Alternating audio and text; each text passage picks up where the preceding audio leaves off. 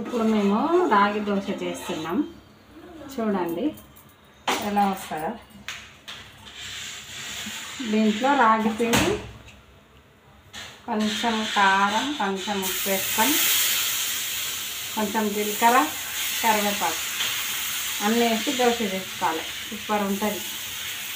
Fever వచ్చింది కదా తేజు వాళ్ళకి, అందుకోసం కొంచెం మంచిగా ఉంటుందని చేస్తున్నాం. చూడండి ఫ్రెండ్స్,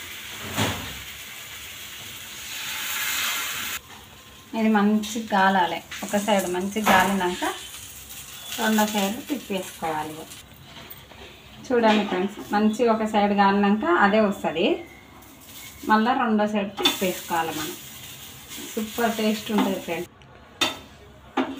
చూడండి ఫ్రెండ్స్, కాలిపోయింది, బాగా వచ్చింది కదా. ఇలా చేయండి, సూపర్ ఉంటుంది దోశ. చాలా మంచిది, హెల్తీ ఫుడ్ కూడా. వీడియో కనుక మీకు నచ్చినట్లయితే లైక్ చేయండి, షేర్ చేయండి, కామెంట్ చేయండి. మరిన్ని వీడియోల కోసం సబ్స్క్రైబ్ చేసుకోండి. Bye friends.